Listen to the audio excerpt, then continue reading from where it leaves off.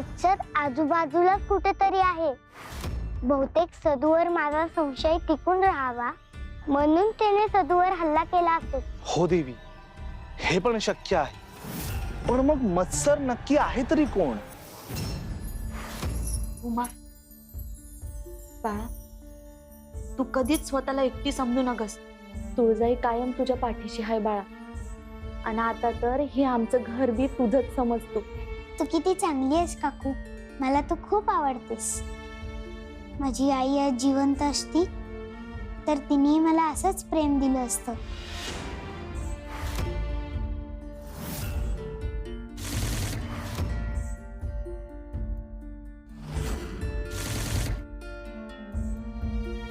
किती दुःख आहे हिच्या आयुष्यात. ही आमची मुलगी म्हणून इथंच राहू शकते हे हिला आताच सांगू का? उमा, बाळा, मला तुला एक आनंदाची गोष्ट सांगायची आहे. अगं तुला गंगाई, अव तुम्ही गावाहून आलात? तुमचीच वाट बघत होते बघा. थांबा, पाणी घेऊन येते. हा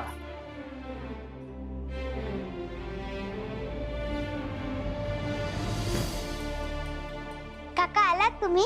खूप दिवस बाहेर गेला होतात तुम्ही. हा, जावं लागलं. अरे थांब, बरं आठवलं, हे तुझ्यासाठी. आणि जगदंबा कुठे? जगदंबा बाहेर गेलीये. हे घ्या.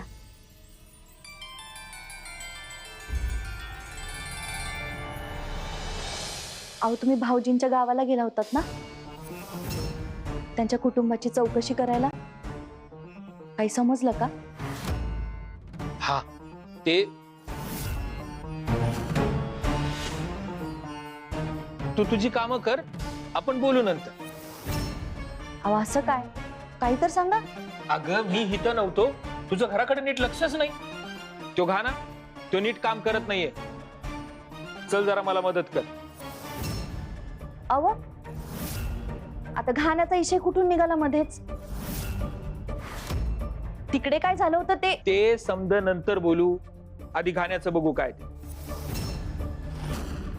तू चल बरं, चल चल. आलोच. हा,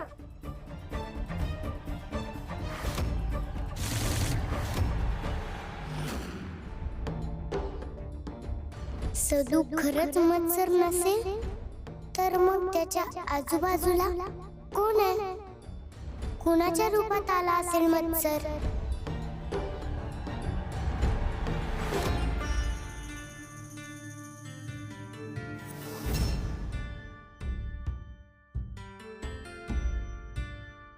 ए ते बघा, जगदंबा आली.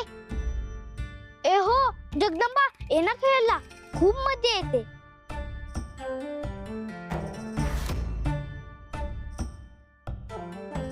अरे, तुम्ही सगळे पुन्हा एकत्र खेळताय? परवा तर तुम्ही भांडत होतात ना, आता भांडण मिटलं वाटतं. अगं हो, आम्ही त्या दिवशी एवढं का भांडलो ते आम्हालाच कळालं नाही. मी ते जे खेळणं आणलं होतं ना, ते मलाच आवडलेलं नव्हतं. हो ग, मला पण ते खेळणं आवडलं नव्हतं, पण मी ते घ्यायचा एवढा का हट्ट करत होते ते मलाही नाही कळालं. हे जाऊन दे, आता आपलं भांडण मिटलं ना, मग आपण आता खेळायचं. जगदंबा, ये ना खेळायला.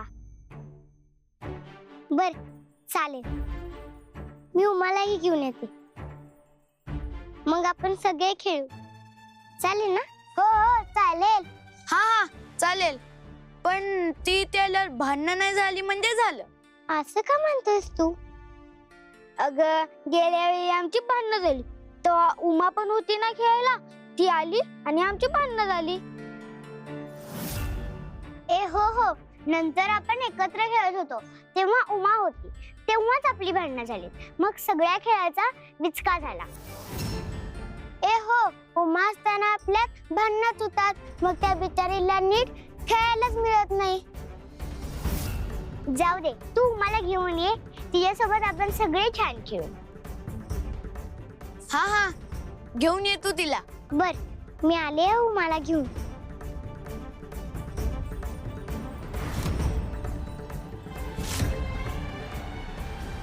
काय झालंय घाण्याला? बघू तरी.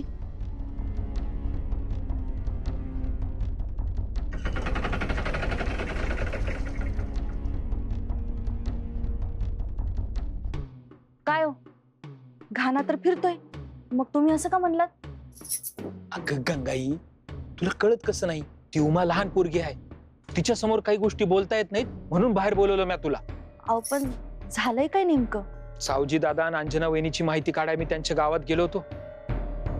तिथे एक धक्कादायक गोष्ट कळली मला. काय कळलं? सावजी दादा यो घाना वडिलोपार्जित घर शेत समजा आपल्याला देऊन दुसऱ्या गावाला गेला. तिथं त्यानं व्यापार केला आणि भरपूर धन कमावलं. पण गेल्या काही वर्षात असुरांनी त्याला लई त्रास दिला. त्याची बरीच संपत्ती लुटून गेली.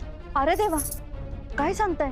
होय, त्याची संपत्ती असुरांनी हडपली. त्याच्यानंतर त्याची परिस्थिती लईच बिघडली. तिथल्या गावातल्या लोकांनीच सांगितलं मला. विचित्रच आहे हे समजा. गावातल्या लोकांनी लई वेळा दादाला सांगितलं तुझ्या लहान भावाची जनकाची मदत घे म्हणून. पण दादाला ती गोष्ट कमीपणाचीच वाटायची. तो मोठा भाऊ मी लहान भाऊ, मोठ्या भावानं लहान भावाकडे मदत कशी मागायची असं होऊन जायचं त्या. म्हणून त्यानं काही मागितली नाही. पण गेल्या महिन्यात काय झालं? गेल्या महिन्यात त्याची परिस्थिती लईच बिघडली. पण वहिनींच्या अंगावरचे दागदागिने पाहून असं वाटत नाही हो. अगं ते दागिने पण उधार उसनवार करून आणले होते म्हणे. लग्नाला चाललोय असं सांगून गावातनं बाहेर पडल्या वहिनी. पण भाऊजी आणि वहिनी तर वेगवेगळे आले होते, ते बी एकाच दिवशी. दादा निघून गेल्यानंतर वहिनीला तातडीनं पैशाची गरज भासली. तेव्हा सदूला घेऊन त्या थेट इथं आल्या. आणि दोघांना बी ठावं नव्हतं की ते इथे येणार आहेत म्हणून. एकमेकांच्या समोर आले आणि दोघं गडबडले. अहो पर त्यांना जर खरोखरच अडचण होती तर त्यांनी आपल्याशी बोलायला हवं होतं ना. असं भांडण कशापायी काढलं आपल्याशी? गंगाई, मी दादाला चांगलंच ओळखतो. तो लहानपणापासून स्वाभिमानी आहे. दुसऱ्याकडे काहीतरी मागणं म्हणजे कमीपणाचं वाटतं त्याला. म्हणूनच त्यानं हा मार्ग निवडला असणार. आणि त्याची गरज एवढी मोठी झाली का मागण्यापेक्षा हिरावून घेणं त्याला जास्त योग्य वाटलं असतं. मी काय म्हणतो गंगाई, आपण त्याला समजून घेतलं पाहिजे. या कठीण परिस्थितीत कुटुंब म्हणून त्याच्या पाठीशी उभं राहायला पाहिजे. अहो पर त्यांच्या मनात जो मत्सर जागा झाला आहे त्याचं काय करायचं? जे घडलं ते घडायला नको होतं. पण समदे प्रश्न बोलण्यातून सुटू शकतात. योग्य वेळ आली की मी दादाशी बोलत आणि तू समजून घेईन. मला खात्री आहे आपण त्याला या संकटाच्या काळात मदत करू. मत्सर किती बी प्रभावी असला ना तरी त्याच्यावर प्रेमाचा उतारा असतोच. प्रेमानं जग जिंकता येतं. देवीनं आपल्यावर कृपा केली तशीच दादावर बी नक्की करेल. आई राजा,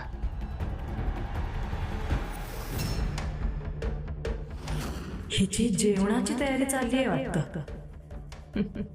हिला सुखासुखीवर काम करू दे मी. काहीतरी करून हिला छळलं की कसं जीवाला जरा बरं वाटतं. काय मग वहिनी, काय आज जेवायला?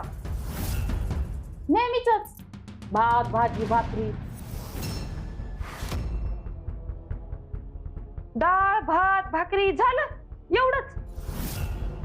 बाई, कुठल्या मुहूर्तावर माझ्या दादानं तुझ्याशी लगीन केलं आणि तुला या घरात आणली कुणास ठाऊक.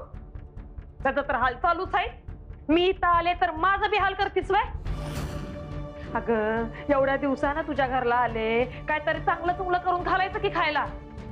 चांगला श्रीखंडपुरीचा पेट झाला पाहिजे. हा, आणि हा त्याच्यासोबत जरा भोपळ्याची खीर बी कर. आणि झणझणीत ठेचा लाव डाव्या बाजूला आणि त्याला हिंगाची आणि मोहरीची फोडणी बी दे. आणि तू करतीस का नाही तशी एकदम चिंचेची चटणी बी कर.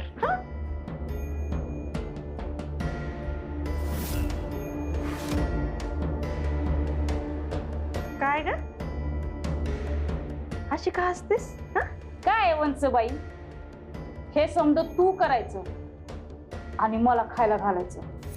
तू वा वहिनी, आले तेव्हा कसं वंच वंच वंच वंच करत माग पुढं करत होतीस की माझ्या, आणि आता एकदम हे केरीवर.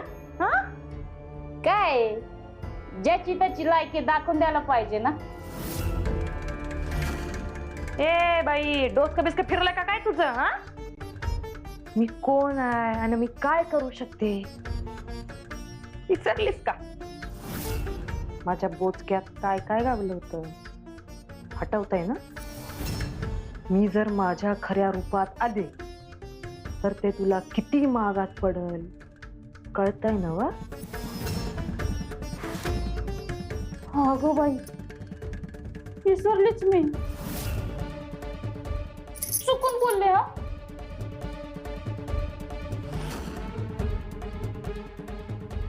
तुम्ही असं करा, याच तुमच्या खऱ्या रूपात. तुमचं असं रूप दर्शन दाखवा की मला. काय चांगली अद्दल घडवा मला, त्याशिवाय काय माझं डोकं ठिकाणावर यायचं नाही. काय काय बोलतेस तू, कळतंय का? अहो खरं तेच बोलते. दाखवा की तुमचं खरं रूप. हे बघ, ही मस्करी मागात पडायला तुला सांगून ठेवते. अहो मस्करी नाही, खरंच तुमची शपथ घेऊन सांगते, तुमच्या खऱ्या रूपात याच. काय मी अभि असो स्त्री कधी एवढ्या जवळनं बघितली नाही हो. बघू तरी किती शिंग असतात, सुळे किती बाहेर असतात, नाक चांगलं असतंय की फेंद्र असतंय. हा, बघायला पाहिजे. हे बघ, मी आसुर कुळातली आहे. माझ्याशी वाकड्यात शिरलीस तर तुझं कुळ आणि मूळ आले माझ्या ध्यानात. तुझ्याबद्दल समज कळलंय मला. काय कळलंय तुला? अगं तू कोण आहेस ते ग.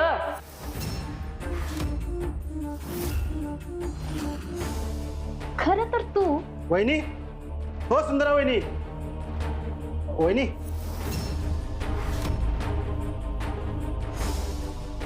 काय भाऊजी? मेंगाजी नाही का घरी?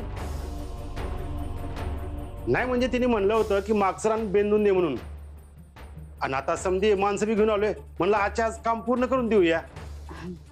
ते घरी नाहीत हो, परगावी गेलेत. मग एक काम करा, काय काय काम करायचं ते सांगा मला, मग मेंगाजीला बघूया पुढच्या पुढं. बरं, तुम्ही व्हा मोर, मी आलेच. बर.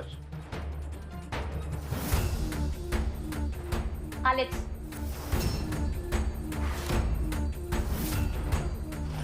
आपलं बोलणं अर्धवट राहिलंय, विसरू नकस. येऊन तुझं भांड फोडते की नाही बघच. माझ्याबद्दल काय कळलं असेल हिला, आणि कुणाकडून? दादा तर इथं नाहीये, पण हिनं बाहेर जाऊन कुठं बोंब मारली तर? अगं गेल्या वेळी आमची भांडणं झाली, तेव्हा उमा पण होती ना खेळायला. ती आली आणि आमची भांडणं झाली. ए हो, नंतर आपण एकत्र खेळत होतो तेव्हा उमा होती, तेव्हाच आपली भांडणं झाली. मग सगळ्या खेळाचा विचका झाला. ए हो, उमा असताना आपल्यात भांडणात होतात, मग त्या बिचारीला नीट खेळायलाच मिळत नाही. मुलं म्हणत होती ते खरंच आहे. आम्ही अगदी लहान असल्यापासून खूप खेळलो एकत्र, पण आमच्यात कधीच भांडणं नाही झाली. उमा आल्यावरच आमच्यात भांडणं व्हायला लागली.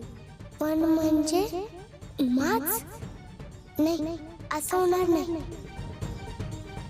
उमा तर तुळजाईच्या अगदी जवळची आहे. तुळजाईने उमाला दर्शन सुद्धा दिले. उमाबद्दल असा विचार करणं चुकीचं आहे. माझ्यावर झालेला मत्सरचा परिणाम अजूनही तसाच असेल, म्हणूनच मी उमाबद्दल असा विचार करत असेल.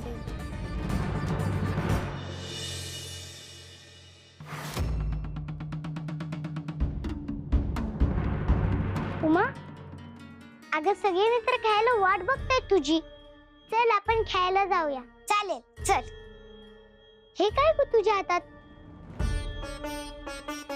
अगं मला जनक काकांनी दिलंय. छान आहे ना? बाबा घरी आले? हो. तू बाहेर गेली होतीस ना, तेव्हाच आले. मी त्यांना भेटून येते.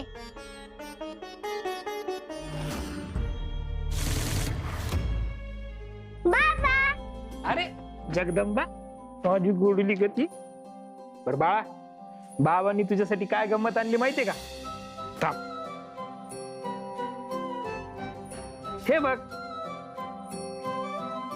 बाबा तुम्ही परत आला ह्याचा जास्त आनंद आहे मला. बर, मग आता याच्या संकट आम्ही खेळतो. गप्पा गोष्टी होत राहतील, हे खाऊन घ्या.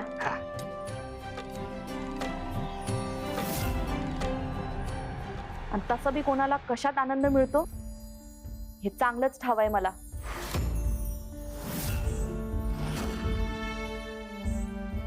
आई हे बघ ना, बाबांनी माझ्यासाठी काय आणले ते.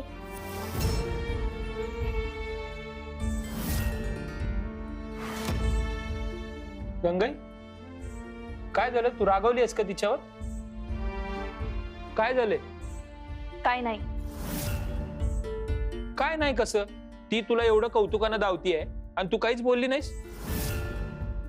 काय झालं सांग बरं मला. अव, आपलीच पोरगी अशी वागल असं वाटलं नव्हतं मला कधी. हिनं त्या सदूला ताकातनं काहीतरी पाजलं आणि ते पिऊन त्याला त्रास झाला. जगदंबा, खरंय हे?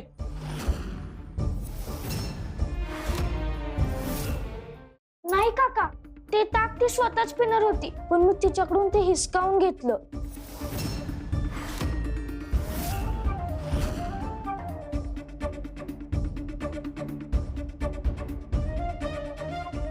खरंच? हो काका, काकू तिच्यावर रागवली म्हणून तिनं माझी आणि आईची माफी मागितली. काकू जाऊ दे ना हा विषय, तू मनात नको ना ठेवू. जगदंबाला माफ करून टाक ना.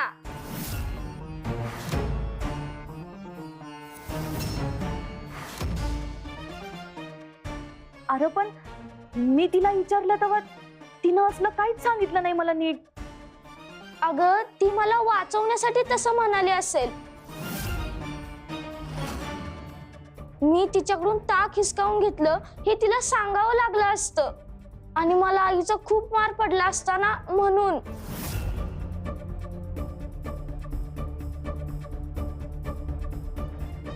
बघ गंगाई, उगाच जीवाला त्रास करून घेतीस. कशाला रागवलीस तिच्यावर?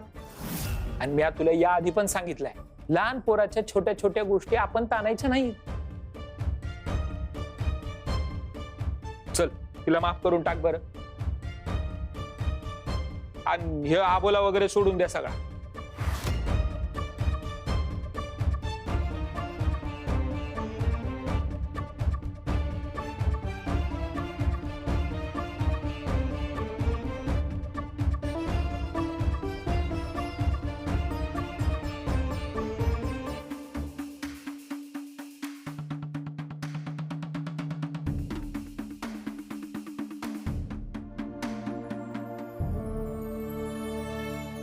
आई जाऊ दे ना ग आता, माझ्यावरचा राग गेला ना तुझा. मी पुन्हा अशी चूक कधीच नाही करणार. मला माफ कर.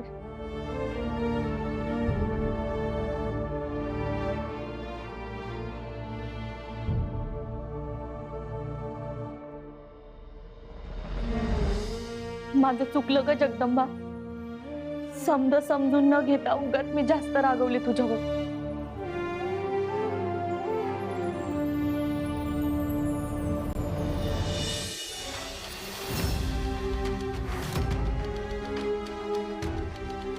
या सदूला नको तिथे जगदंबाचा पुळका याची काय गरज होती?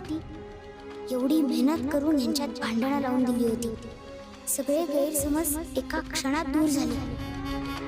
आता जगदंबावरचं सगळं लक्ष पुन्हा माझ्याकडे वळवण्यासाठी मला काहीतरी करायला हवं. सदू, काय ग, तू स्वतःहून माझ्या बाजूने बोललास, विनाकारण स्वतःवर आरोप घेतलास. किती चांगला आहेस रे तू. आपण भाऊ बहीण आहोत जगदंबा, बहिणीसाठी एवढं करायला हवंच ना. आ! अरे देवा, ही धडपडली का काय? वा, आई अगं काय हे? अगं कसं काय लागलं? हे दांडा कसं काय पडलं पायावर?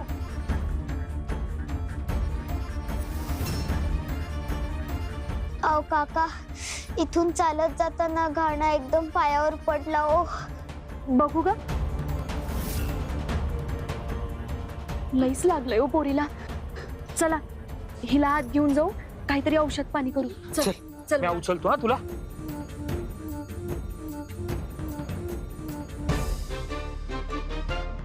जगदंबा,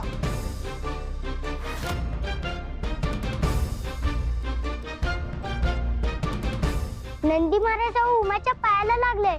तिच्याकडे बघायला हवं. मी तुमच्याशी नंतर बोलते. नाही, त्याबद्दलच मी तुमच्याशी बोलायला आलोय. अहो तुम्हाला जे सत्य कळलंय त्यापेक्षा काहीतरी वेगळं असू शकतं. म्हणजे मला वाटतंय मला उमाचं सत्य कळलंय.